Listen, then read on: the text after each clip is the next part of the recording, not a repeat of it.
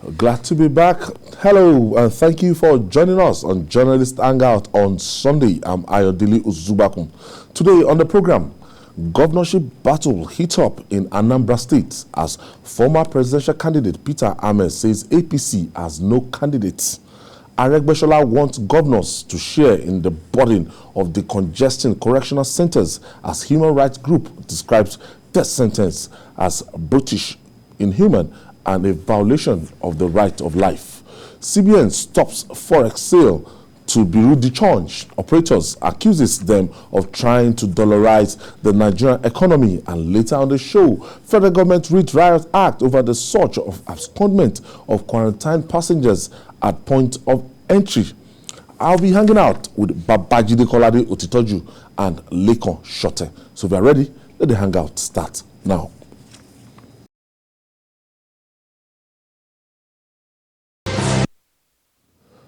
While the November 6 governorship election in Anambra State gets closer, we are not sure of the status of candidates of three major political parties in the contest due to internal squabbles.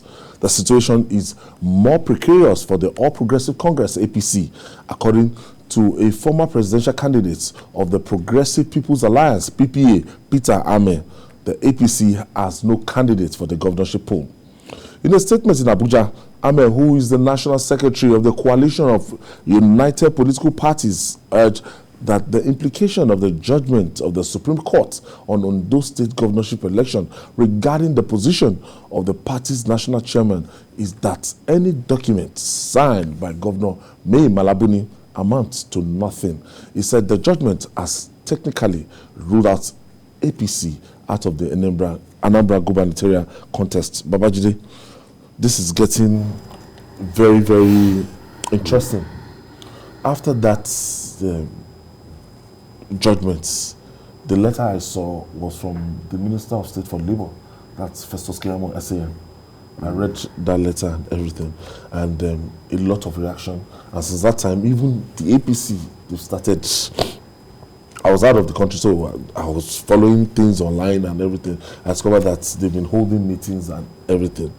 Consequently, I want you to react to what Mr. Peter Ahmed has said now, that ahead of this Anambra election, if APC produces a candidate and their candidate is, if it's Andy Uba, that the implication is that at the end of the day, they might not have a candidate because the legitimacy of Mai Malabuni is being contested. Right. Whether it is Andy Uba that emerges, or Andy Ayodele, or Andy Ayikoto, whoever emerges, people will challenge the person that emerges. I'm alarmed at the arrogance with which some power mongers within the APC, with which they are approaching this issue. Did you see the statement issued by the former National Legal Advisor of the APC, Babatunde Ogala? Ogala's position is in tandem with Keyamo's position. Somebody said it's because Keyamo wanted to contest in Delta State. I don't know whether Ogala too, whether Babatunde Ogala wants to become the next governor of Lagos. Oh God, these people can be so ridiculous. This is the way we are. When people are benefiting from a system, whether they are benefiting illegally or not, they would want the status quo to remain until it gets blown off in their faces. And they will hire people on social media to be writing absolute rubbish, because those ones, that is their home, that is the only thing that they are good at. They have no means of being relevant in their lives beyond sitting on social media and seeking to bring down those who say the truth. That is, when you meet some one-on-one, you'll be so disappointed. Yes, so this is the way this person is. That's the way they are. They have sold their conscience to politicians that ordinarily if their case were not that terrible, ordinarily they should be matching those politicians. But they sold their conscience to such individuals. The Anambra election will be a test case for the APC. I guess what they are waiting for, because I read a statement where another APC lawyer said, oh, the Supreme Court did not make a categorical, give a categorical position on Section 183. So, Supreme Court must explain every section of the Constitution before people understand what it means. Is that the attitude now, that we must wait for Supreme Court, that even something written in very clear English that everyone should understand, we have to wait for those old men in Supreme Court to tell us that, okay, this is what this word means, this is what that one means. Even sometimes it's common sense that you all need that somebody is the chief executive of a state, a full-time job. Okay. That it will be difficult to manage that state. That's still the challenge by Boko Haram. Even if it is not, even if that were not the case, even if it was not difficult, Article 17 of the APC Constitution says clearly that you cannot hold those two positions. It's there. What? Then Section 183 of the Nigerian Constitution. Because our parties derive a lot of even their laws from the content of the Constitution, the Electoral Act, and all that. Their regulations, you know, their Constitution derive from our laws. That's talking about the Constitution and even the Electoral Act. So the APC Constitution is clear. Article 17 is there that you can't hold those two positions. Initially, the caretaker committee was illegal, set up illegally, and people kept quiet. Professor Adeyeye, have you read what he said? Professor Adeyeye said that who the gods want, the political parties that the gods want to destroy, they make their leaders arrogant. Meaning that they make them impervious to correction. They will see what is black and they will call it white until they are destroyed. The lesson that I thought APC will learn from this is from the PDP. This was how PDP began. They were warned, but they would not listen. They thought, oh, we are so strong. We are the biggest party in Africa. We are going to rule Nigeria for donkey years. That prediction never came to pass. Never. Because within their group, they were busy fighting one another. And the matter of 2015 election, who will become president? Oh, should they have a level playing ground and all that? Caused some governors to walk out on the president. The first time it will happen in Africa that a ruling party will have its own governors. And what happened? They never recovered from there. So you will see in the coming days, although I'm also aware that from Monday you will see some cases being filed now against this caretaker. It was even supposed to be convention committee. They mentioned 6 months. Now 1 year, you can't organize convention in 1 year. The president continued to aid and abet them by extending this thing until now. They're getting stronger. Yes, until now it's becoming an embarrassment even to the party. I read a story that the VP was asked to intervene because it was the VP that saved the party during the Oyegun saga. Remember, the VP was the one who advised that, look, we can't simply extend this man's tenure. We must do an election. That's what the law says. You know, so I don't know. I'm sure that this new week, there will be some court cases that will lead us to where we are likely to end up on this matter. Look, when you look at this arrangement and you see it, and you say that this is a party that is showing sign of, a party that wants to self-destruct, because even this is the governor of Yobe State. His tenure was to organize convention within 3-6 months to troubleshoot. There was a crisis within the party. Just come, douse the tension, to organize the convention, and now they've stayed over a year And they are asking for extension, and it has been extended. You remember the way Mike Karufi, former governor of Kaduna State, Yes. was drafted to sort of save PDP from collapse. I thought that was what Governor Bruno was going to do, and then he will go. But it appears that somebody just talked about arrogance of power now. And unfortunately, we live in a patriarchal, authoritarian society.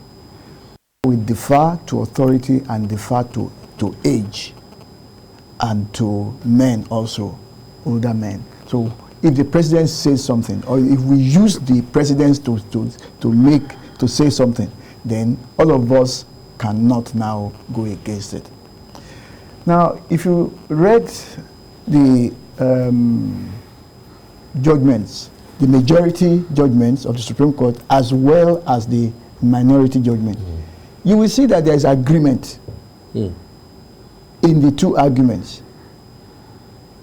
The only thing is that somebody says courts are not Father Christmas. They will not give you what you didn't ask for.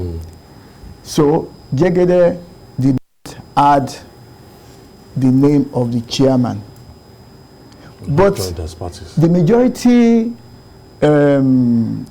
judgment indicated that we are throwing this out because Jegede did not include the name of the chairman in this suit. But the minority judgment concluded that, listen, whether or not you mention his name, the office is what matters. Just as Babajide has said, see, the Constitution says that you cannot hold two executive positions. Two executive positions. It's very clear. But do you know that even the APC provision is even clearer than the Constitution? It says you cannot hold a party position as well as a government position concurrently. That's very clear and categorical. Yes. So that blunder should never have happened in the first place. I am looking, and I'm really scared for the party. See what happened in 2019 in Zamfara State. And Rivers. And Rivers State. And then see the carelessness that cost APC of the just one day to swearing in when they lost the governorship of Bayelsa State, just because of impunity. But I'm beginning to think that maybe INEC can intervene somehow, because Section 86 of the Electoral Act, as amended, says that INEC should monitor political parties, can also ask questions to the extent of compliance. I think if INEC wants to be nice to APC, it should probably write them a letter and say, even the Congress that you say you are you sure that you are complying? Because we don't need disaster in 2023. We don't want a situation where our bird will now be flying with one wing, if you understand what I'm trying to say. We need at least two strong political parties to contest the election. I don't think it will augur well for us to have a situation where it should not be a stroll in the park. It will just be walk in the park. Now, Judy, I want to believe that Mr. President, when he took that action, if you remember the scenario, let's take people back. The multiple court cases, APC was just, a party divided against itself, and the president felt that as a father, I want to wield the big stick, and like as a matter of necessity, let me just do this thing. And it's something that we want to do under 3 months or 6 months, and we leave it. Does this indicate that Mr. President does not have sound advisors when it comes to legal matters? Because I expect you've quoted sections, you've quoted the Constitution, you've quoted the Electoral Act. When you have an Attorney General, you have legal advisors, lawyers, professor, senior vice president of Nigeria in your cabinet to tell you that you can't continue to extend this illegality. The thing is, even from the first day, it was wrong to set up. To start with. Ab initio. It was Yes. wrong to set up a caretaker committee. And we said it here. I remember. One day I'm going to cause them to bring back That's it. that tape. We said it here that the It's not to the party constitution of the question. party does not recognize or envisage a situation in which a caretaker committee will be needed. The same way the constitution does not envisage a day when a governor will occupy the position of chairman, national chairman in acting capacity. No. It's not, there's no such thing. So when it happened, we all felt, well, this is just maximum 6 months, this whole thing will be sorted out, Yeah. and then the party will organize a fresh convention, fresh congresses, world Leaders congresses, will emerge. and New then NWC members go will to emerge. convention, and at the convention, the national leadership will emerge. Properly conducted convention. But we kept seeing extension. Now, in Osun, they are going to have an election soon. In Ekiti, they are going to have an election soon. PDP is probably, they are just watching. You know, there was a statement that Ologbodiyan issued, and some of his own colleagues said, look, close your mouth. Why are you telling Mai Mala Buni to resign? Is it your business if he doesn't resign? Because the PDP people, they are watching like an Ekiti bat. They are watching, just watching, waiting for that opportunity. So to just, okay, why you are in the PDP? What's your business if he doesn't resign? Let him remain, so that we can achieve our That's the goal. concept. It was very Yes. it was a close shave. Look, the Supreme Court just didn't want to punish I'm telling you. Akeredolu I'm telling you. for an offense that I didn't commit. It would have been And the scapegoat. they must have also felt, look, this man was overwhelmingly elected, so he should not lose that position. Otherwise, the constitution is clear. Even in reading his lead majority judgment, Justice Agim mentioned the fact that Mai Mala Buni was not joined in the suit, and that it was a necessary party that should have been joined. That was So a mistake. that is self-explanatory. And that's To enough tell you hint. that on that issue, That's enough hint If for he had APC. joined him, that was the, you know, even at the lower court, the tribunal and the appeals, it was the same issue. That look, this whole issue resolved around Mai Mala Buni. How would you not join him? And unfortunately, the way our legal system is structured, you cannot now, the evidence that you did not lay before the judges at the lower courts, you can't now take it before the, you can't even amend your plea. yes, at the level of the Supreme Court. Court. That was why, if PDP had the opportunity to amend it, they would have, at the moment they go to Supreme Court, they would have quickly joined Mai Mala Buni, and we will have seen what will have happened. I have our first caller from Lagos. I think Yakub from Lagos. Thank you for joining us, Yakub. Can you hear me, sir? Yes, thank you for joining us. Thank you very much, sir. To me, this is my own personal opinion, though.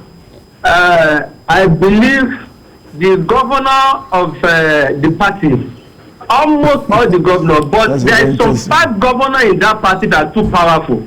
They were the one behind this illegality.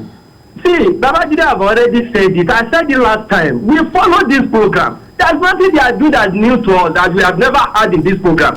See, let me tell you, a station whereby Mr. President signed executive order that they should be giving local government performance, and the government mobilize themselves, and then they tell the president that you cannot go in that way. And up to today, they are still collecting that money. You see, I want to give a word to PDP because I'm a sympathizer of APC, but I want to give them this Orido, call Orido by Yoruba people. They should just keep silent, looking at them, let them prepare their illegality. When they want the election, and then they take them to court, and then I believe They can never make such mistake that Jagede made again. They can never make that mistake again. Let them continue their illegality and then perpetrate evil because of their own selfish interest, as Tabaji rightly said sometimes ago. Good evening. God bless you, Ayo. Thank you. Thank you. Now they've been warned. And even, I found it... I think they are waiting for the events in Anambra to play out. They are waiting. They want to see whether someone would take the APC and the man who was governor for 19 days, Andy Uba, will take Andy Uba to court. And they will see how, on this same matter, and they want to see how it will be decided. But given the whimsical nature of our judicial process, you and I know that that judgment could come so close to the election.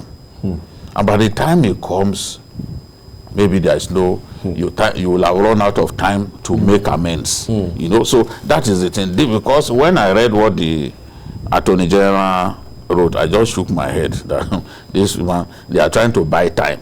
It's clear that that group within the party, the power-hungry group within the party, they are trying to buy time. See whether there will be an opportunity for one party in Anambra State to challenge this matter, right up to Supreme Court, and then see what Supreme Court eventually decides. So if Supreme Court decides, at least election is first week of November, they are thinking that they can hang on right up to the time when the court will decide on specifically on that matter. You know, since they are saying, Supreme Court didn't say anything on Section 183. What those judges have already, they made their point clear. Even a primary 1-year-old boy understands what those judges were saying. So why do you want them to specifically speak to that Section 183? And now you can see people, members of the party coming out, who are lawyers, coming out to say, look, this is the point, this is the point. They can't all be wrong. And I think that the Governor Keridolu understands those dancing steps is the dance of a man who got out of jail. Knowing that, wow, I just got out of this by whiskers. Yes. You know, I don't see why we want to be careless.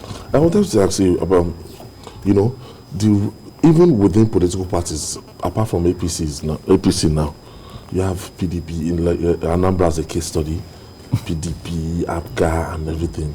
And you have rival primaries. Yes, the turn of events now is that, you know, the way they handle their internal matters, the way they resolve it, 2-3 months to the election, even the electorate they'll be confused about the fate of who is going to fly the flag. So right now, it's just for anybody to go to court. Well, two things. Number one is that I have been ruminating over our value system in this country now. It appears to me that our value systems have gone down.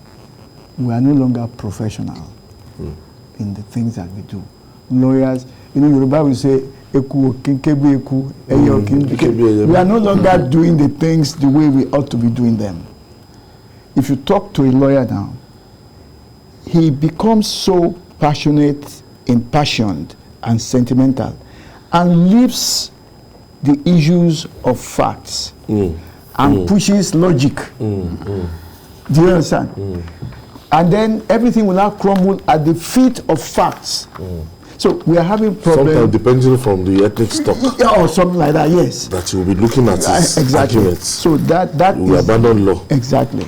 So that is one problem that I think we have right now, and we need to pay close attention. And then my fear is this: if we think we don't need INEC anymore to be conducting election, we should just carry candidates to Supreme Court to determine who will be governor between all the candidates. Because you waste so much money, so much time doing primaries, running elections, and then it is the courts that will finally determine who will be the president, who will be governor, who will be senator, who will be... So why don't we just forget about INEC and just go and face the courts to be determining who will be the governors in Nigeria, or president, if even at the national, or even senators at the national level.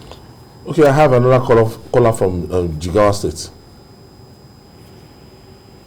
Thank you for joining us. Hello? Hello. Yes, thank you for staying with us. Good afternoon. Good afternoon. Please go ahead with your contribution.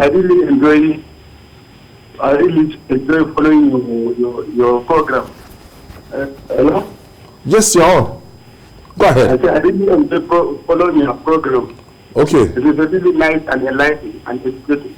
Thank you. Thank you, What I sir. would contribute is that the parts that are challenging my Malapuni team, they are also the same like my Malapuni team. Just that they didn't get the chance. This is our habit in Nigeria. If you see a group of people that are challenging the other group, mostly it's because they don't have the opportunity. If now it's shifted to them, they will do the same as Malapuni are doing now. So the best thing is for us to have a sincerity of purpose. Most of us, not only in politics, in almost everything, what we lack is sincerity of purpose. We are doing it mostly for our own personal benefit. We are not doing it for the nation, we are not doing it for the people we are dealing. So what is your advice? What is your advice to the APC? My advice is that it's better for them to follow the rules of law. They have this constitution, they have legalized people that abide in this. Thank you. APC, Thank you. Thank you for your contribution. Julie, I'll put the same question I put to Lekon Shorter to you. It's as if some players, like me and you, will go into a contest now, and I know that any day, if you have what it takes to beat me, instead of me to accept defeat, the only way around is for me to shout foul and go to court and try to bring down everything, slow things down across the political party. This is like the trend. Well, the truth is, across our parties, internal democracy is rare. Internal democracy is rare. We talk about consensus. Consensus many times is forced on members of the party. Because the word consensus means that everybody.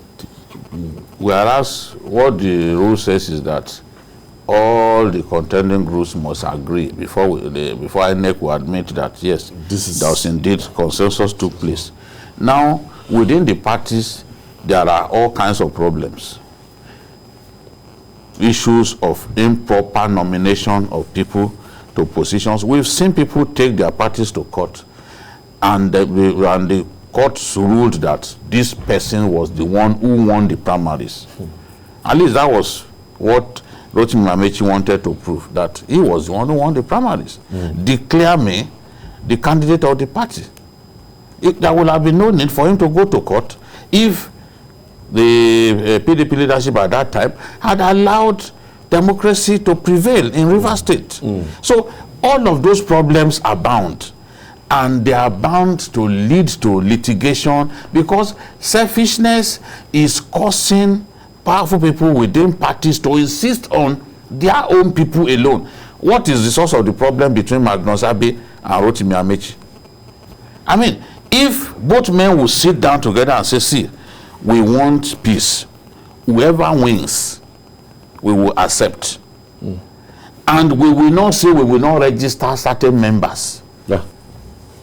Because it's like the winner takes all attitude is not helping anybody. You have a situation in which somebody decides that because he's wrong, then this particular person, I will not register him. They will not be registered. That was the grudge that Magnus that pushed Magnus to go to court. That his own members were not being registered. The implication of this sometimes. If we can remove all of those things, okay, these litigations would drop drastically. When the process is transparent, we saw what happened in 2015. How many litigations did we have over the election? Why didn't Jagede contest the conduct of the election? Because he knew the election was free and fair. So he chose to contest the nomination. The process. So if the process within the parties, if they can organize their primaries and everything is free and fair, is transparent, everyone is happy, people will not go to court. But what people do these days is, oh, because I'm strong, because I'm the governor, it has to be my own people alone. And then you come, once you seize power, all of the people who helped you to get there, you push them away and you start installing only your own people as ESCO of the party. In the past, when Awolowo and co were running the show, this was not the situation. Party leaders were powerful, but today governors have seized complete control. If a governor does not like your face, you cannot even contest for anything. You will not get a chance to contest. Meanwhile, some of those governors joined other people in the party. They were not foundation members of the party. But they are pushing people away now. They are frustrating people. If they don't like your face, you can't be anything. Why won't people go to court? They will go to court. But it's for the courts to resolve these issues. Since politicians can't on their own sit down and resolve issues amicably, courts will always get involved. That's what happens. Now, some will argue, taking it from what Jide has said now, some will now argue that when the court now gets involved, instead of the court to do justice or what is perceived as justice seem to be done, that sometimes these courts, they aggravate the situation. How would I put it? Several high courts in several states. Yes, you'll be giving conflicting. Especially maybe even the Supreme Court. A lot of people will still want to make reference of what happened in Imo State as a reference point. A lot of people, in friends that I know from Imo State, they will tell you that, look, we are not happy. But it's the final court. Yeah. You know, I think the issue really is this. Again, I've been thinking about democratic culture. It appears to me that we don't fully understand the meaning of democracy. Because if we do, some of these things will have been resolved ab initio, even before we start, before the get-go. And so that we do not begin to become contentious and start going to court and asking for court.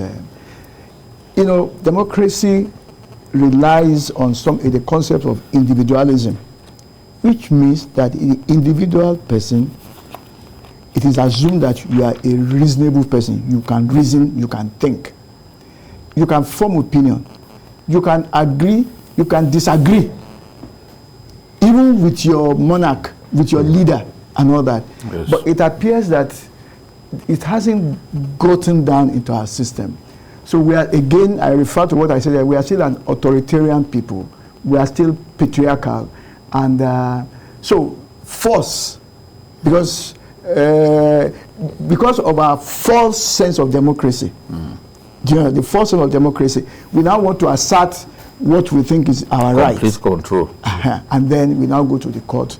And then the court itself, you know, I said something earlier, that you remember when the current president of Nigerian Bar Association said he was invited about a month or 2 months or 3 months ago to the, shall we say, the interview for new judges. He said he was shocked at the caliber of candidates that he met there.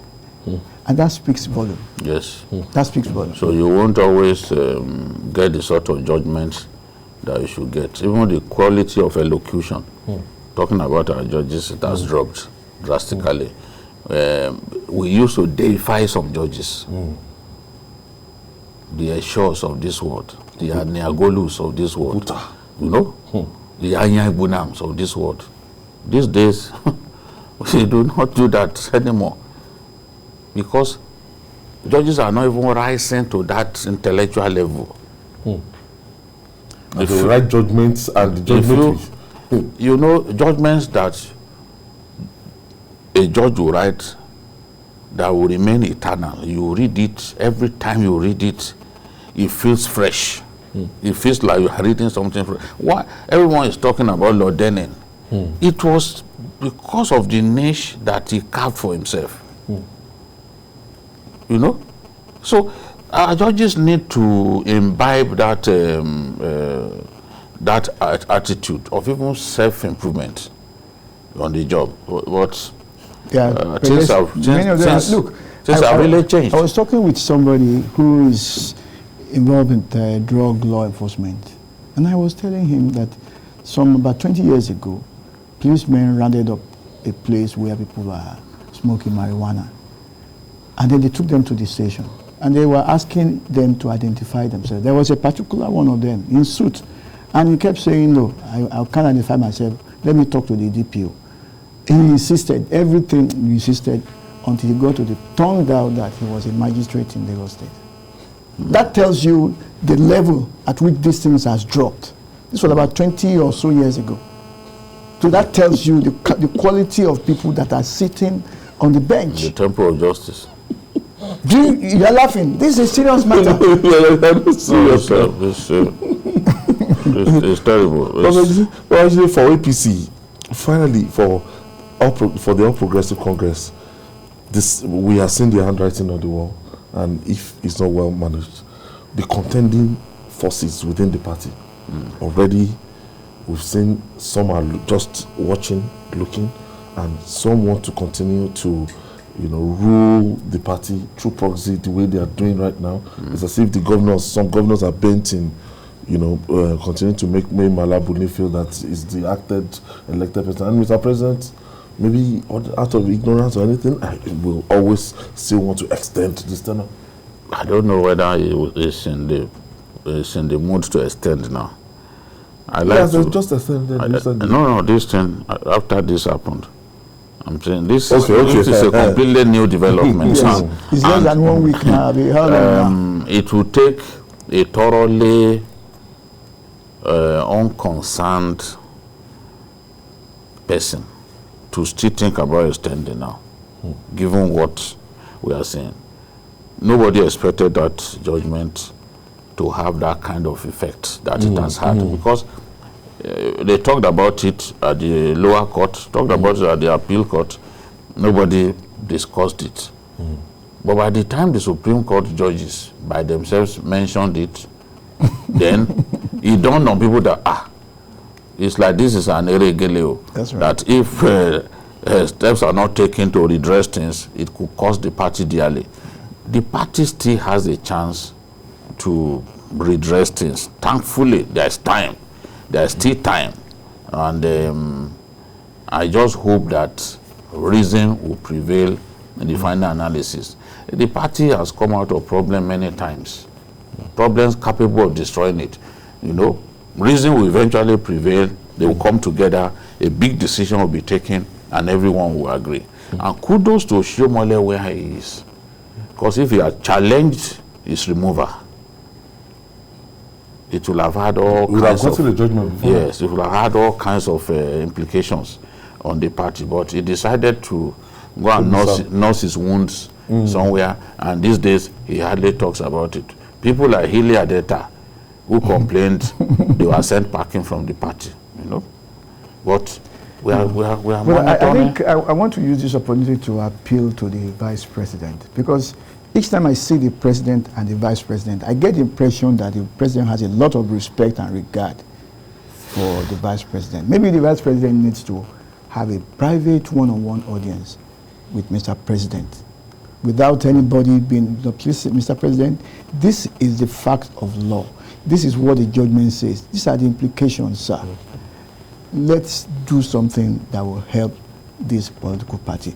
I'm saying it because I do not want a situation where we will have just one political party, one major political party contesting the 2020. We need to have at least 2-3 strong political parties. That would be really, really calamitous. Disaster. It would be really, really calamitous. And it would even destroy the political future of many people if that happens. All right. Moving forward now, that our correctional facilities are brimming with inmates they could barely accommodate is no longer news. Built a decade ago to serve 57,278 inmates, but now holding 68,747. The facilities are grossly overstretched by 18%. The solution to this is just decongestion. Now, the Minister of State for Interior, Ralph Aregbesola, says that they should accelerate inmates that have overstayed, built holding centers and signed death warrant of convicts on death row, numbering to about 3,008. But a non-governmental organization, Prisoners Interest Organization, CAPIO, has raised concern over the call on governors to sign the execution warrant of inmates on death row. The executive director of this organization, Reverend Father Jude Isiogu, and other right activists described death penalty sentence call as brutish, inhuman, and a violation of the right of life. Julie, what the minister was saying now, we have the capacity to have 57,278 inmates, but now we have overstretched it with 18%. Right now we are holding 68,774. That the governors have not been signing death warrants, and the governors have not been making move aimed at decongesting these facilities. Well, as we have seen, we can decongest prisons not simply by executing prisoners on death row.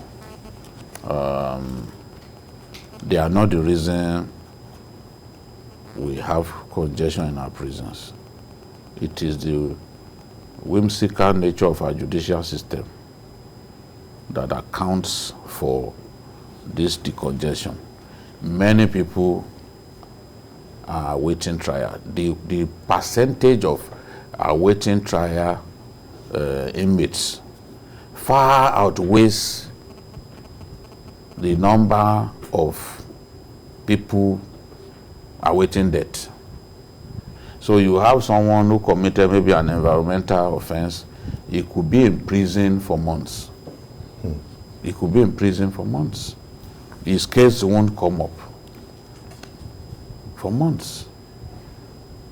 So if people's cases, if cases will be decided quickly by the courts, we won't have this kind of situation.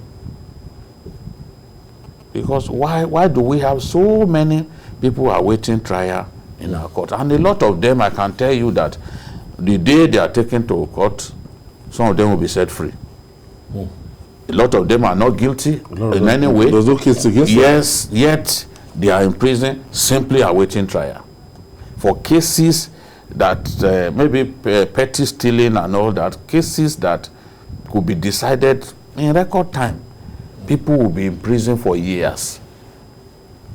Two persons exchanged blows in public.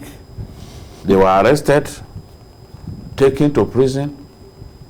And what do we have? That person is in prison for so long. Maybe the day that they are supposed to hear his matter in court, the Black Maria broke down. He will not be taken to court. And some, they don't have money to pay their bill. So nobody will come for their bill in the police station. So the truth is, in fact, right now, police cells are brimming. They are filled to the brim with inmates, with detainees, because by the biosafety measures that the correctional service came up with, they have to conduct some tests before people are taken into the prisons. Okay, to make it difficult. So a lot of those guys, the prisons are not going to accept when police take prisoners to police station, take suspects to police station for remand. They will say no, we are not going to accept them until those safety measures have been taken. A lot of the guys who were involved in arson in Lagos during the NSAS then, they refuse to accept them from the police. So the police continue to lock them up.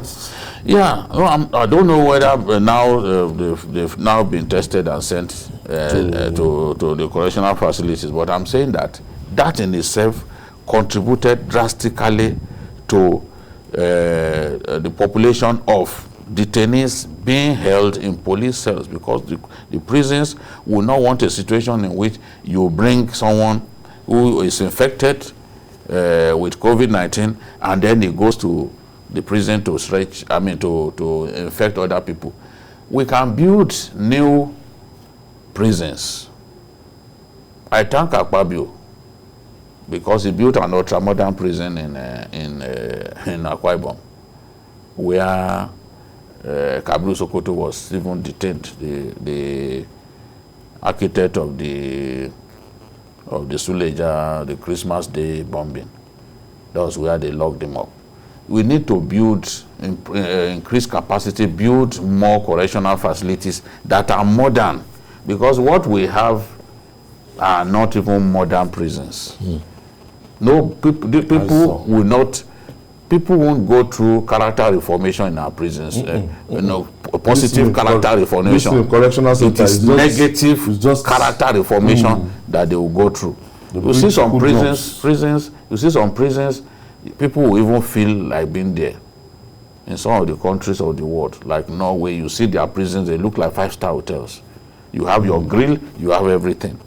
So we need to expand the prison, our facilities, expand them so that we can properly take care of these prisoners, rather than have a situation in which the prisons are terribly congested. But I know that, yes, there's a need to do something about prisoners on death row, but we have far more people who should not even be in prisons at all. The system, Judy has blamed the system, and this system over time will still have this kind of situation when we have people that are waiting trial. This justice system is so slow. 80% of them, or thereabouts, are actually awaiting trial. But what baffles me is that we already have a system to take care of this. I remember somebody told me, somebody was giving a testimony in church, and the person was saying that he's so lucky that he has been awaiting trial, and the day 1 month to his judgment, when that EndSARS took place, and all his files and this thing was burnt at Igboshiri. Everything was burnt at Igboshiri, that court there. Yes. That's, he just took the court, the stubbornness of that one particular judge, that he actually went to go and rent another court, as in took a court, borrowed a court because of him, and sat on his case and dispensed on his matter, that others are still there languishing. Exactly. Where I'm going, you see, there is a provision in the legal system that allow judges, even magistrates, to approach DPOs within their jurisdiction, courts within the jurisdiction of those courts and the prisons, and find out what did this man do, what is his problem.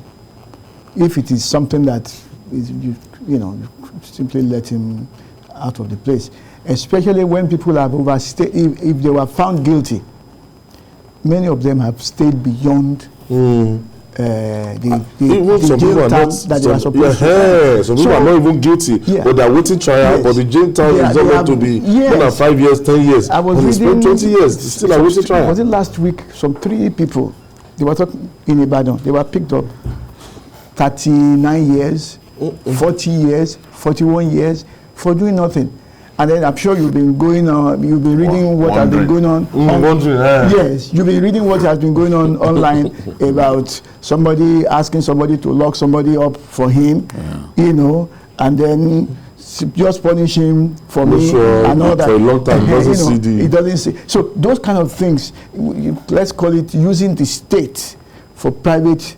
The power of the state, the coercive power of the state for private purpose, and they are getting away with it. And many of us are guilty. You remember, even under the military, when your neighbor quarrels with you, you will go to the next army barracks to come and call people to come and beat up your neighbor and take him off and all that. So that is, and I guess since this provision is there, I thought the minister would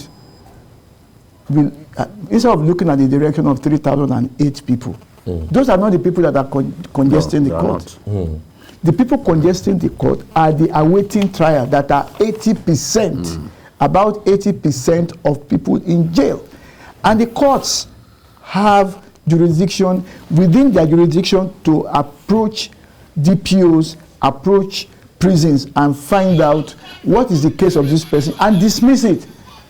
Once there's no case against them, and then once they have overstayed whatever would have been their term anyway, if they were found guilty. Okay, we have the executive director of the Carmelite Prisoners Interest Organization, CAPIO, that's Enugu Reverend Father Jude Iziogu, joins us via Zoom. Thank you for staying with us. Good afternoon. Good afternoon, Reverend Father Jude Isiguzo. Yes, Reverend Father Jude Isiguzo. Okay. Thank you for having me on this platform today. All right. Thank you. Yes. How does your group react to the call by the Minister for Governors to show courage by signing the death warrants of prisoners who are on death row? Can you hear me? Sorry, I didn't get what you asked. I said, what is the reaction of your group? Okay. To the call by the Minister of Interior, Minister of prisoners, yes. prisoners who are on death row, more than 3,000 of them, that governors should show courage by signing their death warrant and put them out of their misery. Okay. Yes, thank you very much. If I say that when we heard we heard the Minister of Interior make that statement, I received this with utmost shock. Given that, to think that 3,008 inmates on death rows are the ones causing congestion in custodial centers is really alarming. You know, I mean, he did well by giving us the statistics of the number of inmates in all the custodial centers in Nigeria, and it's, according to him, is about 68,747.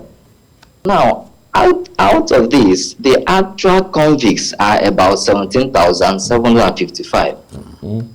So the number of awaiting trial inmates are about 50,992. So we see that, I mean, it is a simple thing to understand that those causing congestion in correctional centers are those on awaiting trials. So I expected him to be talking more on how to handle these awaiting trial inmates. Because you notice that when you go to these centers, you see that there are a good number of them that have been there for years, 2, 3, 4, 5, 6, 7, 8 years on awaiting trial, which is quite abnormal. And in a way, their rights, human rights, are even being abridged. Yeah. So the thing is to look at the law. The law is there for them to follow the law. If they follow the law even says that if a person is remanded in the hospital for first 14 days, when the 14 days expires, they can extend it by another 14 days, that's making it 28 days. If the person has not been tried within these 28 days, and there is reason to extend it again for another 30 days, making it what, 58 days. At the end of these 58 days, and the person is not tried in court, the magistrate should do what? Release the person unconditionally. Is there in the law, in the administration of criminal justice law. So the point I'm trying to make is, if we actually are sincere with ourselves about decongesting the prison, then we should look at the law and say, what does the law say about this? What do we do? So if they pay attention to the long period of trials, you see that they'll begin to look into what? The judiciary, security agencies, even the prison themselves, how do they handle this issue so that people won't stay in prison for a long time, causing congestion in the prison? So it is not the 3,000 inmates on death row are the ones causing congestion for no reason. And it is already outlaw already, something that's outdated, talking about terminating their lives, killing them, approving their death. Many countries, we should be imitating from countries like Malawi, Sierra Leone, those who have abolished the issue of death penalty, and start looking at these people. Okay, they have served for a long time in the custody. Can we consider granting them state pardon? Can we consider amnesty? These are ways. When you look and see that these people, yes, it's true that they committed serious crimes, but have they repented of it? Are they now of good behavior? When you look at this and see that, oh, they have actually changed, then you can dig. You could be talking about what? Amnesty, state pardon, not to approve to terminate their life. So that's where I want to come in. So the issue of to talk about the decongestion, there are a lot of things can be done to decongest the prison. A lot. Thank you very much. But our law, you see, the death penalty is still an integral part of our law. We have not we have not abolished the death penalty in our country. Yes. There are many people too who would agree with you that we could actually substitute death penalty with life imprisonment, the way the South Africans do. But every country deserves the kind of law that it promotes. Where something becomes extremely rampant, you may choose to go for a more stringent approach. In Nigeria, the death penalty is still very much in force.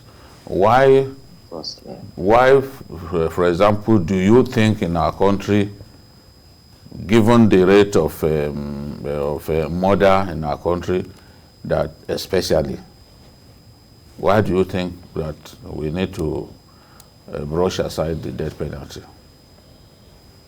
Yes, why I think so is that it is against human rights. Yes, in as much as somebody commits crime, be it a murder, be it a grave crime that you say, oh, that death penalty can be substituted with life imprisonment. Because what the court is saying that this person has committed a crime against the state, against the country. Fine. How do you will be talking about what? Rehabilitation. How do you correct this person? That is one of the reasons they changed the name from prison to correctional centers. Now, the point that I'm making is, if we have a huge... Hello, can you hear me? Yes, I'm saying that if we have a rise, if we have a rise, if we have a rise in such crimes like murder, for example, do you think that life imprisonment will offer the deterrence that the law is designed to cause to happen? Yes, I think so. But first of all, because to offer it, if you approve the person to be killed, the death issue, you see that it will not achieve the goal. The aim is what? To rehabilitate, to correct the person. That's the aspect the law is going now. So the punishment, the essence of the punishment is to correct. No, not simply to correct the person, to also let other people know. Punish the person and then let other people know that. Let other people know that if you do this, this is what you get. Yes, so that can be achieved when the person is remanded for say 10, 20, 15 years or life imprisonment. If the person serves, if it's a life imprisonment and the person serves, let's say 20 years or more, and then you now notice that the person has really become of good behavior has really corrected, because that is the essence of correctional center, to rehabilitate the person. So if the person has now learned from his mistakes, from his error, okay, how do we now look into, okay, do we live, okay, life imprisonment, fine. If the person has even served for a longer, more years, we begin to consider what we call a Parole. Parole, yes. So these are corrective measures. So in a way, they will achieve that essence to deter others from committing crime. Reverend Father, I know that you go to the prisons a lot and you interact with these prisoners. Yes. Why do you think that these prisoners on death row, why do you think it's taking so long to put them to sleep? Why do we have so many of them in different correctional facilities and they are not being killed? And they are not being killed. That is what I'm saying. Because I mean, the age we are in has changed. Not like before, they say, oh, this person is supposed to die. They kill the person. Time has changed. People have come to realize that you don't need to kill somebody in order to teach another person lesson that he's not supposed to do wrong. So you punish the person, yes, by giving the person some things to do, some work to do, even be it hard work to do, even while in custody there. So when the person has stayed there for years, he will know that he has wasted some part of his years in prison. He should have achieved something better out there. But the number of years he has stayed in prison is more or less a waste for him. But if rehabilitation is going on, then he should be able to learn and achieve something while in the custody. I want to thank you. Yes.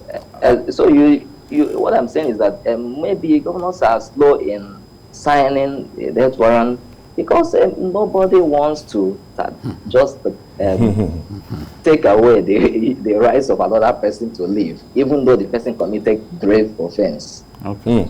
I want to thank you, the Executive Director of Camp Prisoners Interest Organization, CAPIO, Enugu, Reverend Father Jude Isiguzo. Thank you for joining us. We'll take this break on Journalist Hangout on Sunday. When we return, we'll talk more. Please don't go away. Stay with us.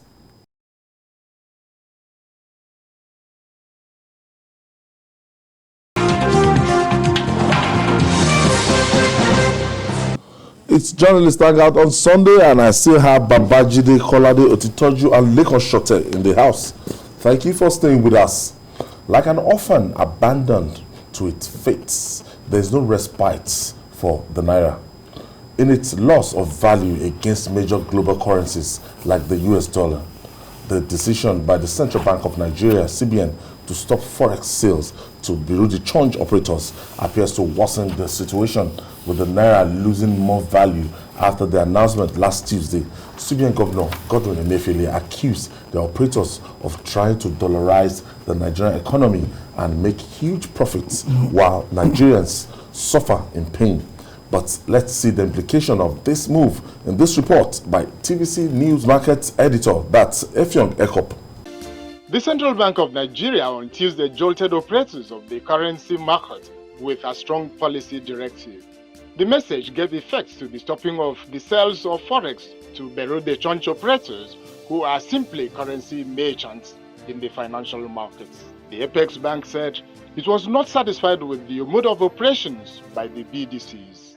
According to Mr. Godwin Emefiele, Governor of the Central Bank of Nigeria, the BDCs have abandoned their retail outlet positions to play big and wholesale in the market, often helping to distort forex allocation system. The bank has an understanding with Bureau de Change operators that they make a small margin from sale of the US dollar allocated to them per week. They have reneged and become somewhat greedy, recalcitrant, with abnormally high profits from these sales, while ordinary Nigerians have been left to feel the pain. Issues and questions have emerged since the announcement. Many people wonder why it took a long time before uncovering negative roles of the BDCs in the markets. Some analysts say that licensing more than 5,000 BDCs in numbers and using scarce national resources to fund their operations must have given signals to people about lucrative but economically harmful ventures. Critics talk about government's regular policy somersault, which hurts businesses and forestalls plans and investments. They have asked questions about the reasons why CBN created a special forex allocation window for BDCs, plus licensing them to operate legally. Economist and former Director General of the Lagos Chamber of Commerce and Industry, Dr. Muda Yusuf, kicks against controlled forex market system.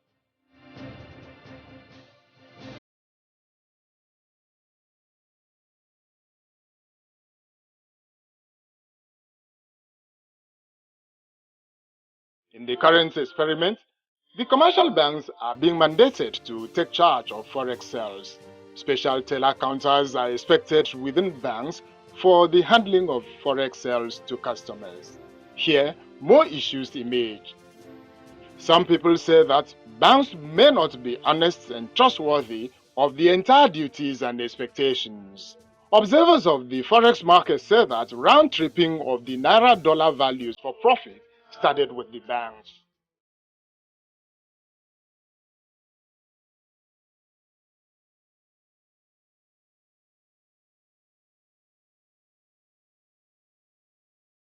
As corruption and lack of patriotism hits the nation and its economy, many people wonder what will become of our forex markets in the coming months and years.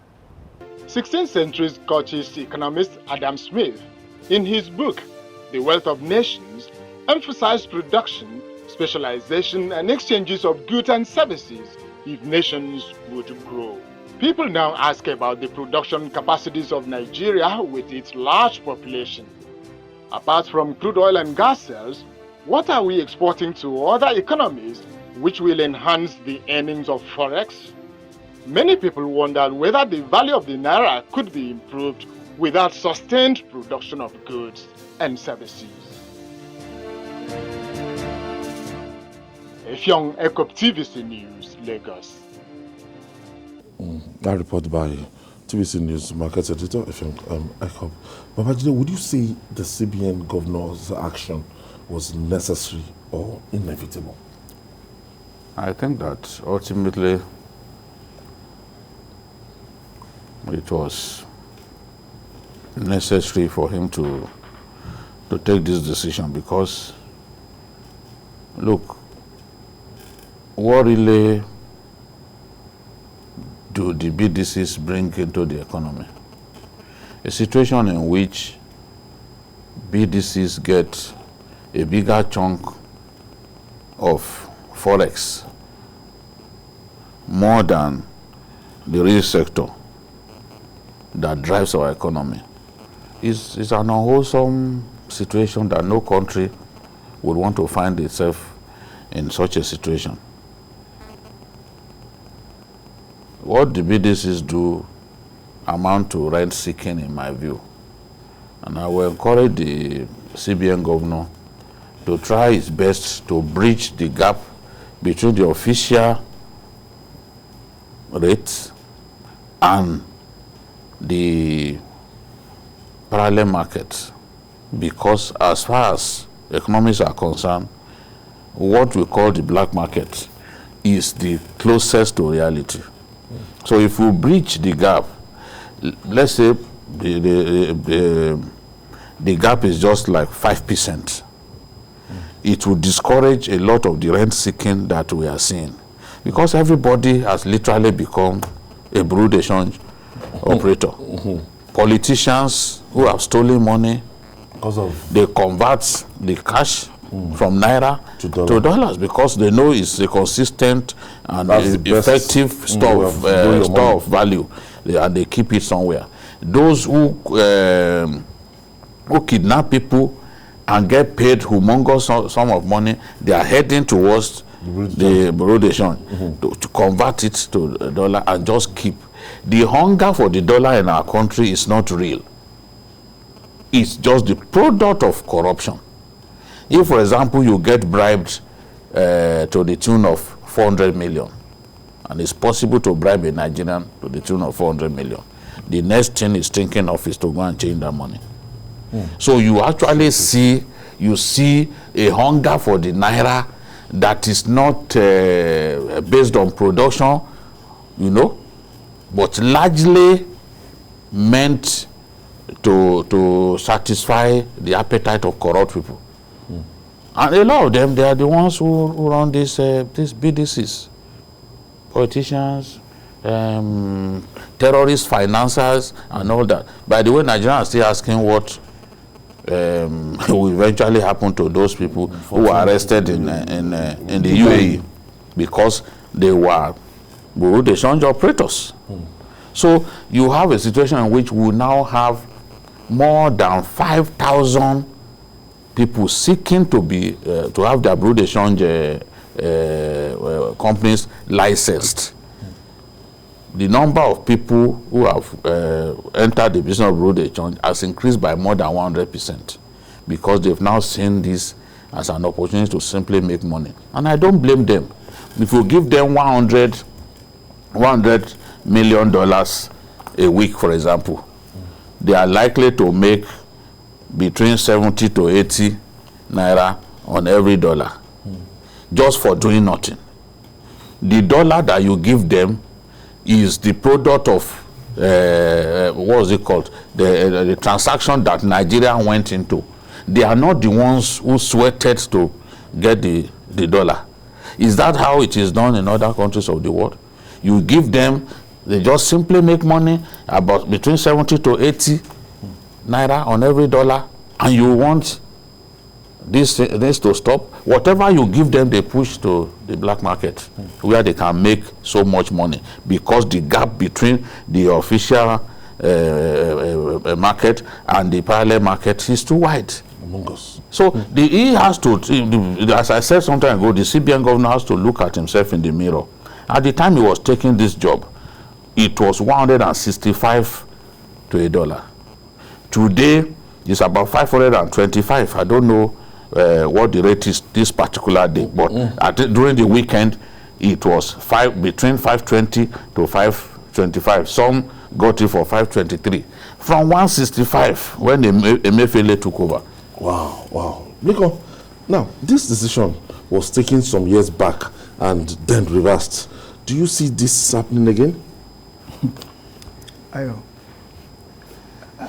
I'm going to look at this from various angles, and I just hope I don't complicate the issues because it's a little complicated and very complex. Number one, if you have a government that has several rates of foreign exchange,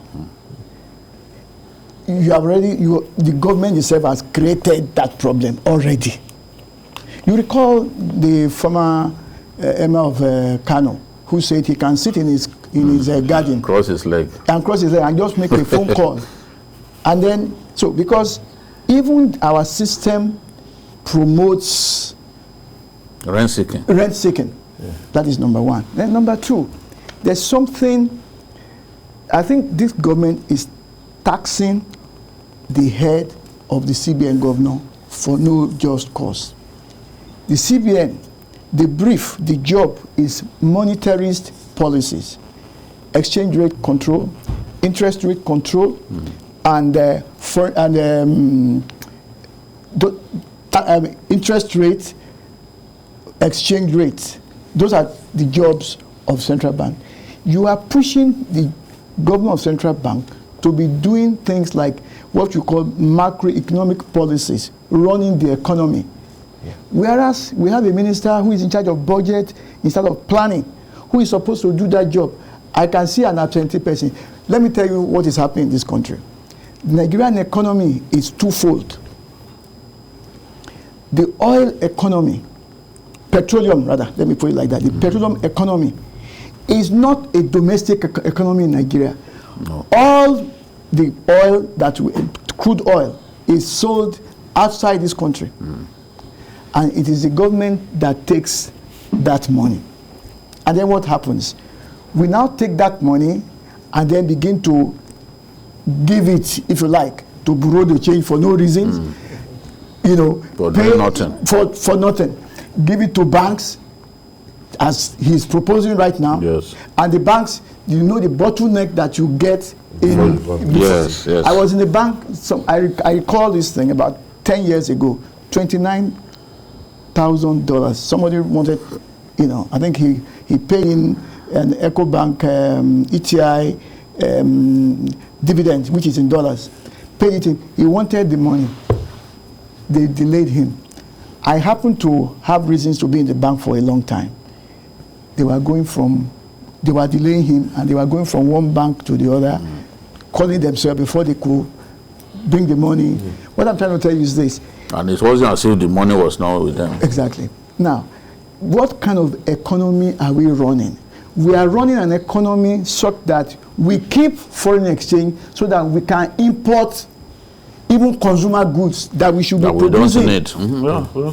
Do you understand? We have a disarticulated economy. What we produce, we don't need. What we need, we don't produce. So let's even start. Do you know how much money we spend it likely in to reverse importing the rice, chicken, fish, stock eggs fish, now. eggs?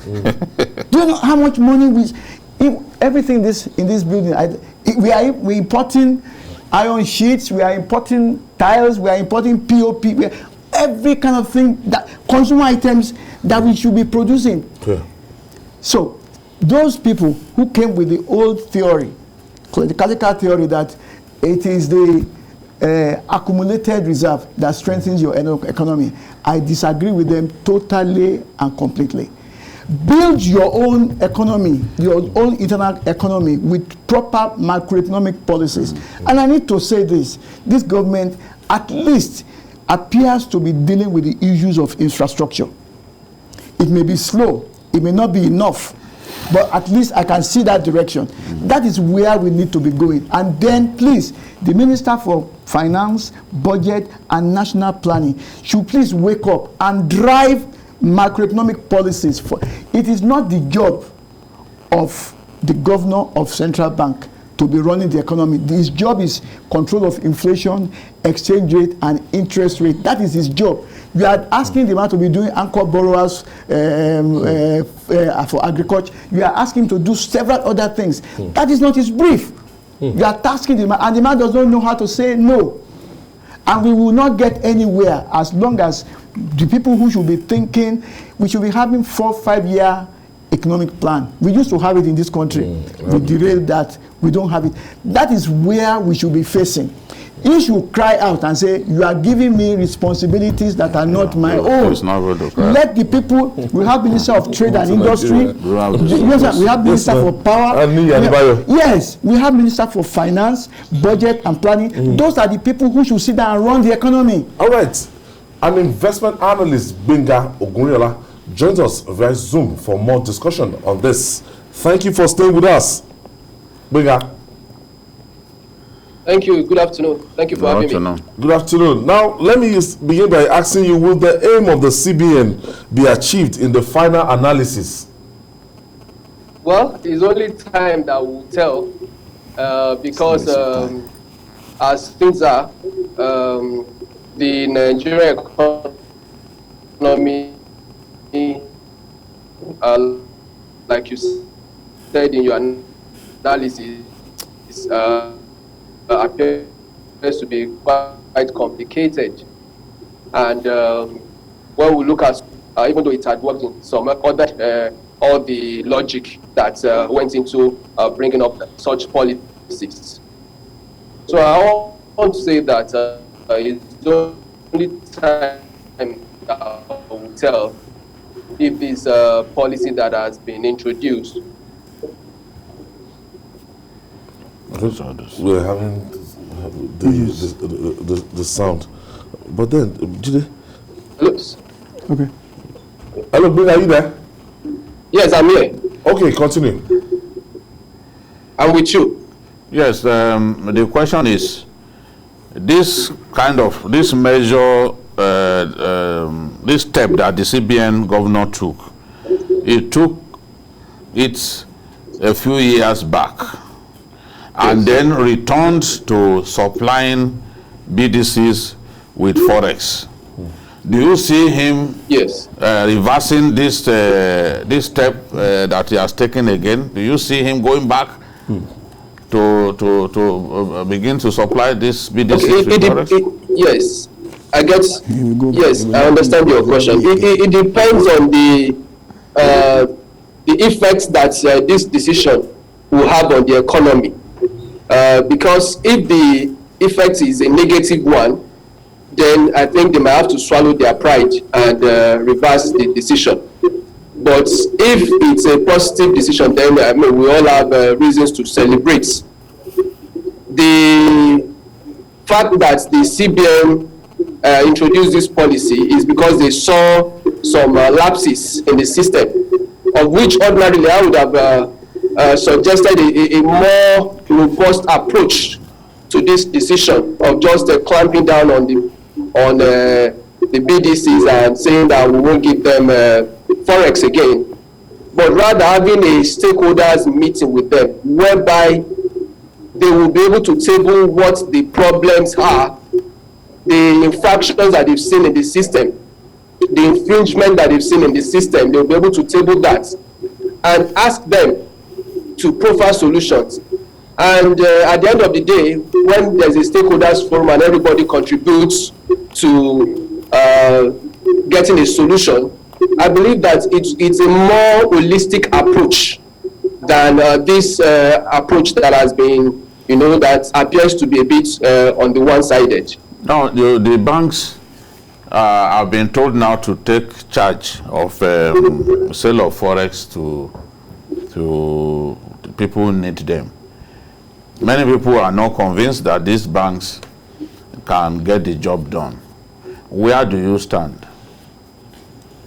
Well, the banks, from their body language, they're actually ready to take over from the BDCs, at least from the initial reaction that we've seen from some of the remarks and actions that some of them have put in place when this thing was announced.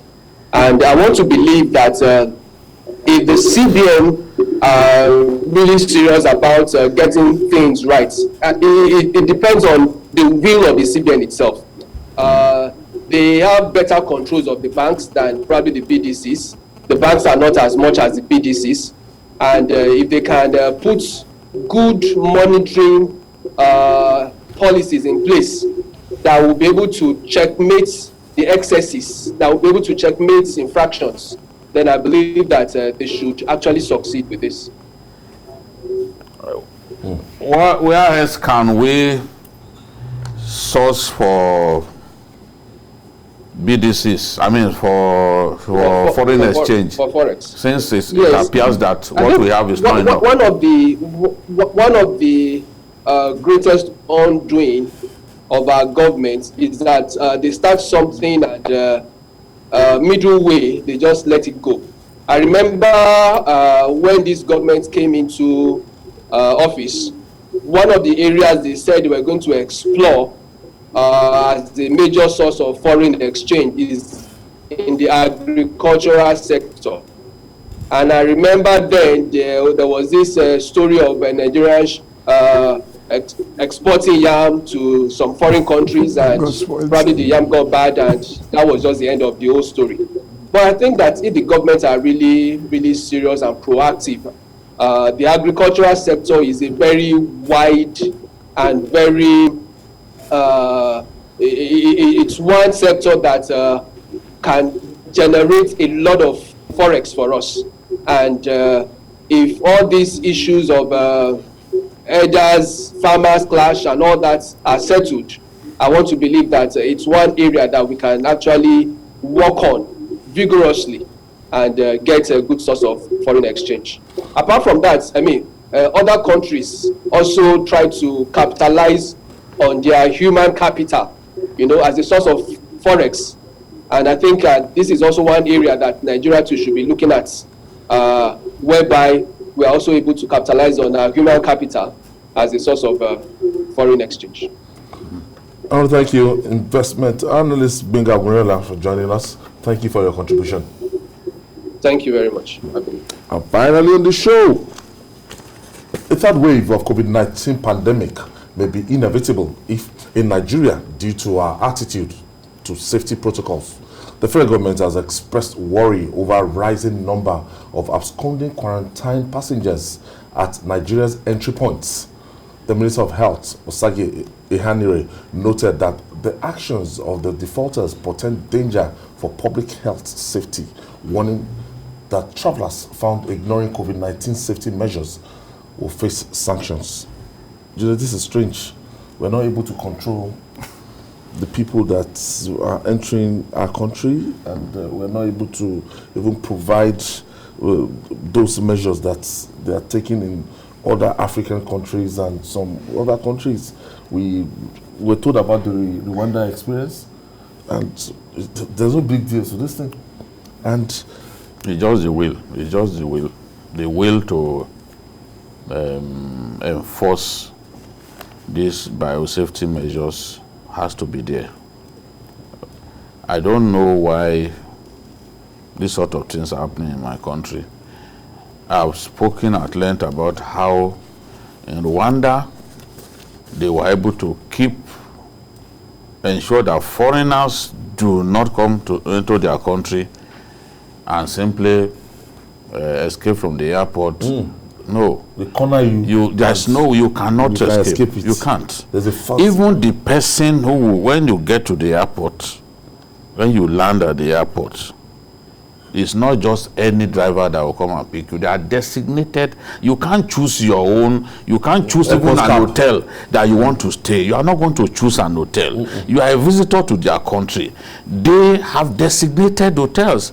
If you want, if you are a tourist, you want to visit certain places of interest, they determine the places that you can go, because they want to be in complete control. They want to be able to ensure that you do not get out of line.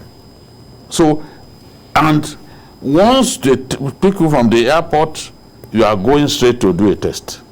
You will not be able to leave that hotel until the result is out. You can't go anywhere until the result is out. That way they were able to bring down, because at a point it looked like they were losing it.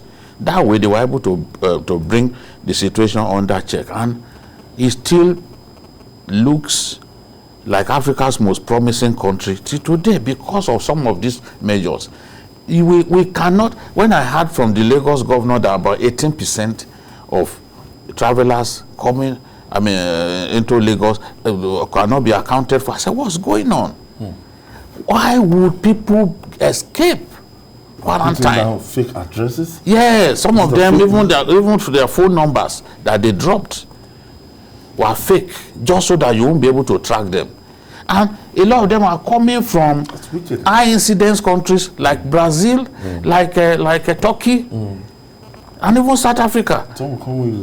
That's wicked. Yes, of course, that's wicked. You are coming from India and you don't want to quarantine? Our system is too loose. It allows for people to get away with blue murder, and we have to sit down and tell ourselves that enough is enough. Because, as I've said repeatedly, we have no other means by which we can check the spread of this thing but by obeying those biosafety protocols. If we don't do that, we do not have the infrastructure to support us in the event of a breakout. And we are seeing incrementally, you are seeing that this thing is around. I think we moved to 500 or so a couple of days back. That's the first time in many months that we've gone that high. That should alert us to the need to get very serious about this. Well, we seem not to be taking this as serious as we took the first and second wave. I don't know. Are people tired of what's happening? And this thing is claiming more lives. Yeah. Ayo, you know my experience with COVID-19. So I wear the nose mask anytime I'm stepping out of my door. And I look at people as I go about, these days I hardly see anybody wearing the mask. Yes, even in public places. Now, let me take you back to the Liberian Sawyer who came to Nigeria with Ebola. How our system assisted him to escape from the airport. Luckily, they took him to a private hospital where he met Ameyo Adadevo, who was quickly able to diagnose and insist that he was going to go away. She had to physically hold him and ensured, and unfortunately, the process you two got, So what I'm trying to say is that in this country, there are no consequences for anything. Just as and even foreigners are aware of that. Yes, there are no consequences as long as you. Haven't you heard that people are even obtaining fake COVID-19? No, PCR test. This PCR test. It's like I think Bassi and company say it's a matter of cash or something like that. So that we compromise so much, and we don't even think about the implications. See, when people talk about rule of law, they don't seem to understand that when you have rule of law and you obey the law, it is in the interest of everybody. Otherwise, you run into anarchy. This is anarchy right there that we are caught in. And this Delta variant, they say is faster in spreading and is deadlier. Of course.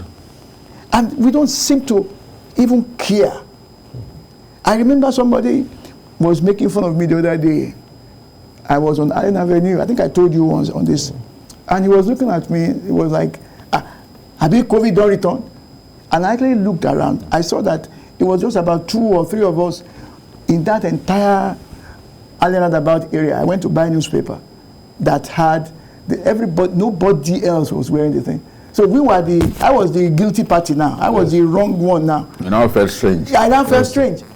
Whereas they should commend me. Yes. But rather, I was now the odd man out. And that is the problem we have. I think even the enlightenment that is meant to bring us back to how we used to protect ourselves, it's just not there. I think it has petered down. We need to up it a little bit more. Because when you look at the outbreak, countries like India, countries that they have better health facilities. Yes. Than Nigeria. Turkey. South Africa. Brazil. God forbid, if we are faced with this situation, we might not be able to handle it. No, we won't be able to handle it. If it gets to the level of Turkey, let's not even talk about India. If it gets to the level of South Africa, we'll be in serious trouble because we don't have enough health facilities, very few bed spaces. I talked about Abuja, and we don't even have enough oxygen because this particular variant is said to be very reliant on oxygen. You use oxygen more if you are infected by this one. And look, the president just asked for more money. The environment that is sought for the other day, part of the money is meant to build an oxygen plant. The more than 800 billion that he asked for, part of it is meant to build an oxygen plant. Late last year, around December, over a period of 3 days or so, Abuja, the hospitals in Abuja, including the COVID-19 isolation center there, ran out of oxygen. And people died, including VIPs. Over that period, like 18, 19, 20 of December, so people died because they ran out of oxygen. Now you can imagine what will happen if it were to be a big outbreak. Where are you going to? And for the poor people, our poor people need to engage their brains more. Because when, due to your own carelessness, you get infected, and we don't have enough bed spaces. All of the bed spaces they have in the Abuja area, with its population of about 2 million, is now up to 30,000. For an area where you have about 2 million people. So can they cope? Crisis. Can they cope with a big outbreak in that area? The answer is no. So the poor man should know that if a senator is infected and both of them are in the isolation center, and both of them need oxygen, and the oxygen is enough for one, nobody will. They will give the big man first. That's the way it is. So what the poor man needs to do is to protect himself, ensure that he doesn't get infected. But to simply be going around like all of the stories are false, because till today there are still some individuals who say no, there's no COVID. No COVID. So you can just imagine that people watch BBC, watch CNN, watch international stations and see people dying, but still that conclusion is that is another way for government to siphon money, that there's no COVID in Nigeria. I told you that a professor, after I was in isolation center, and I decided to write about it in my column so that people know that this thing is real. A professor, he said, I know you are pulling stunt. I know you probably went to do investigative journalism. And I said, to go and the isolation center. I said, to go and expose myself to that kind of place. I said, no, sir. I went there because I had no choice anyway. I had to be there. And I said, so if we have skeptics, even among the rank of professors, that tells you where we are. I have joining us a renowned virologist and the World Health Organization consultant, Professor Oyewole Tomori. He joins us via Zoom. Thank you for staying with us. Good afternoon. Good afternoon, Prof. My name is Oyewole Tomori. Okay, Oyewole Tomori, sorry. Thank you. How would you describe our response to the Delta variant of COVID-19? Very appalling, very distressing, very annoying, and I don't know how to describe it. I think we're looking for trouble and we're not ready for it yet.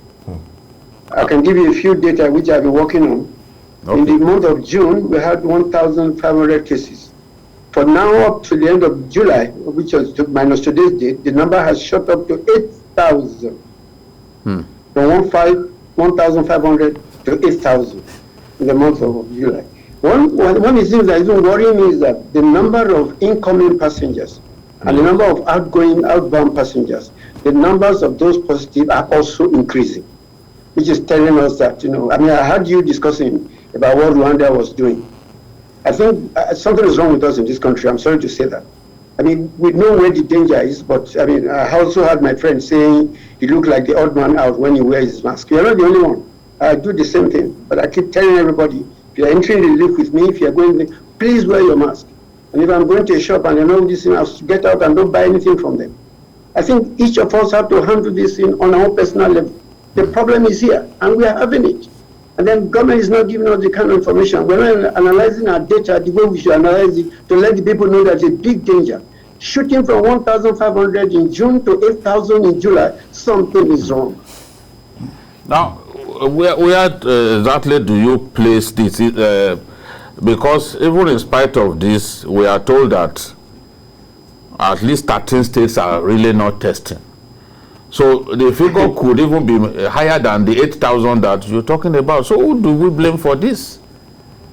My friend, the blame comes on both sides. The government itself, I've always said it, they're not serious about some of the things they're doing. I'm sorry to use that word.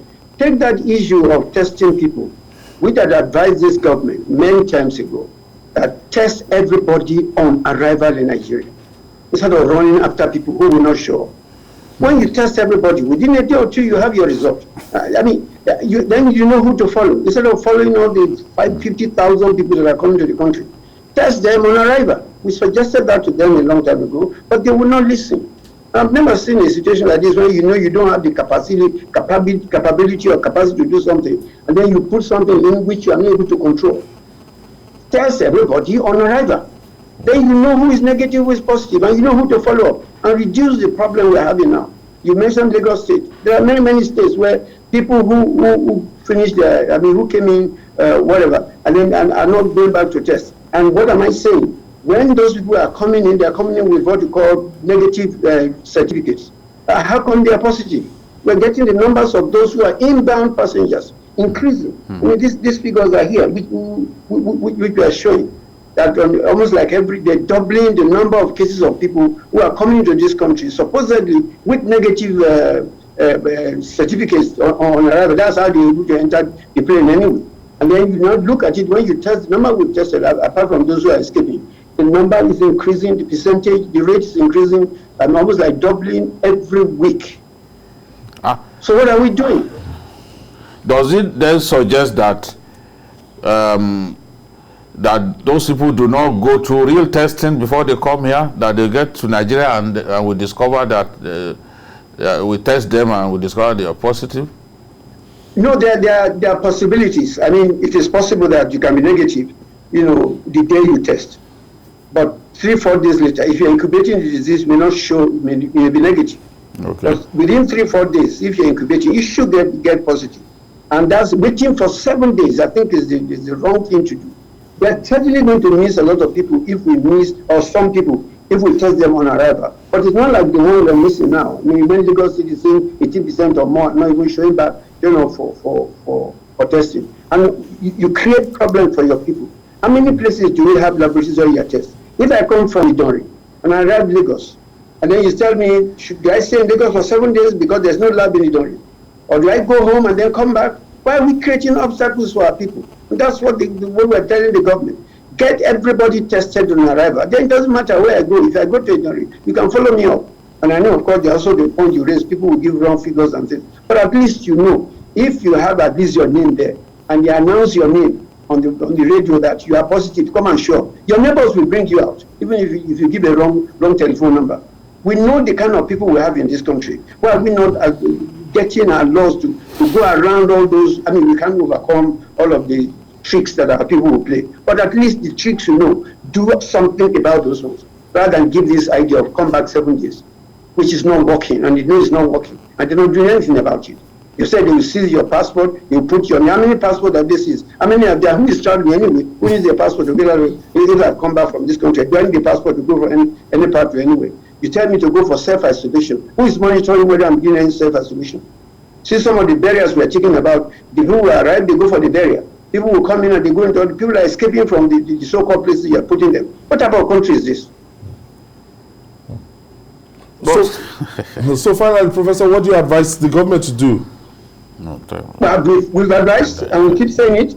First of all, we as individuals, we have a role to play. We have to be responsible. Because like I said, it's not the government that is going to get COVID. It's me that will get COVID. Therefore, I should be taking care of my own health. I need to say wear mask because of this. Then I need to say, if people say there's no, we have seen people. I'm sorry to say, a colleague of mine died last week. A colleague of mine, the professor of virology, died last week. So don't tell me that COVID is not around. And you had it, the governor of Oyo State mourned the person. People are writing all those messages. So why are we deceiving ourselves that there's no COVID? I mean, look. So what do we do? As I said, first and foremost, you as an individual, take care of your health. I was at a meeting the other day when I was supposed to give the keynote lecture or something.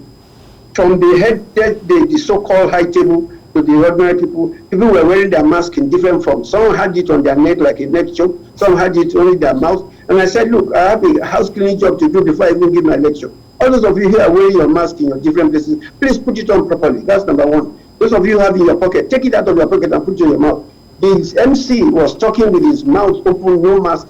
And I said, the first cleaning I did, I had sanitizer, I had my handkerchief, and I wiped the microphone. I said, I didn't even have my way. I would dip this microphone into a bucket of detergent because the guy was talking and speaking on those things. Those are things you should be standing for your own life, for everybody.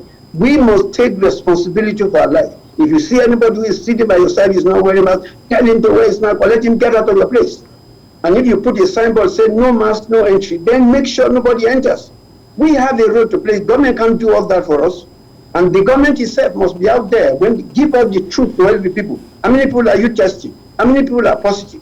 Get that message to our people. Let them know what the problem is. I've just told you now, just simple analysis of the data, 8,000 positive in July compared to 1.5 in 1,500 in June. Are we not seeing problem? Is it not coming around with us? And our colleagues at Ede and other places are finding out a large percentage of these cases are because of the Delta variant. These are the kind of messages we should get out to our people. Prof. Sir, I know that in the past you and I we've exchanged private chats on WhatsApp on this issue. Even I think still yesterday you still sent me something. I'm looking at I think correct me if I'm wrong, I think you are today Nigeria's leading virologist. That's what I think. No, I don't. There are greater virologists than myself. So maybe I'm the oldest. Okay. That's what you say. All right. Yes. So the younger ones who are smarter than myself. Yes. Okay. My thinking is this: do structures on ground? Do we have the structures? It's okay. We are talking about louding it, making people to be aware of the dangers of COVID-19 and the rest of them. Do we have the structures actually to deal with this thing? Especially one, because of the Delta variant that seems to be coming, which is deadlier and faster in acting and spreading. And then the fact that we do not even have facilities. I've listened to the Minister of Health talking about maybe there's some MOUs or discussions about having a vaccine production center in Nigeria. Do we have the structures to deal with this thing in terms of vaccination? Especially when you also have anti-vaxxers also in this country. We have anti-vaxxers, we are one, and then two, do we have the structures? Mr. Shida, yeah. Let's just go on, or you want somebody else to answer? It's for you, sir. Okay, thank you very much. First of all, let me tell you, we are never making use of the structures we have on ground properly because of internal competition, unhealthy competition among the different kinds of researchers, among the states and everybody. In a national emergency like this, NCDC should have absolute control over the laboratory testing in this country, but that's not the case. What do they call this thing about health, being on concurrent list? He has no control over what the states are doing. States are doing what they like. Yes. You remember Kogi, you remember a few others. Up in the north, many of them are not tested. But NCDC has nothing to, it has no power to do anything about that.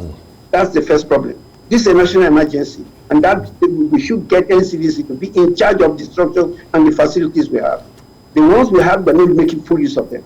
Secondly, internal relationship between us as scientists and something. There's no reason in other parts of the world, the testing of samples, you have 1 or 2, 3 centers that are tested. South Africa has only about 4 laboratories, but there's this large collaboration. Each state, they know where to send their samples to. In Nigeria, we don't know that. Everything is controlled from the center that has no control over anything, and that's the problem we're having. And so, for example, we have a center in Ede, we have in Abuja, and we have in a few other places. No, there's no coordination, there's no collaboration on how to get these samples. The important thing about sequencing, it is not telling me that you found the Delta 2 months ago, or a sample that arrived 2 months ago, and you're now telling me now, as it's arriving, your testing should be catching it. And that's the only way you can quickly do a contact tracing and make sure that it doesn't spread beyond your limit. If somebody comes into Nigeria, a traveler comes in Nigeria in end of early June, and you're now telling me in August that it was a Delta case, where do I know he has gone to in the last 2 months? Was he in isolation when he came? These are issues that's why they're organizing that testing, or what we call real-time testing. If this person arrives today, you can get his result out today. And that's why we suggested get these people tested on arrival. Yes. The facilities are there if we make use of it. It's just a matter of coordination. My now back to vaccine. Unfortunately, we can accommodate more questions. I want to thank you, Professor Oyewale Tomori. Thank you. That's a renowned virologist and World Health Organization consultant. Thank you so much for your contribution. It's my pleasure. I'd like to thank you too for your contribution today. Thank you very much. Thank you. And Biki, Thank you for yet another Sunday special of Journalist Hangout. Thank you. Well, that's our offering on this edition of Journalist Hangout. Join us tomorrow for a regular episode of the program at 5 p.m. We're on YouTube, youtube.com/TVC News Nigeria. I'm Ayodele Ozuba. We'll see you by 5 p.m. tomorrow. God bless Nigeria.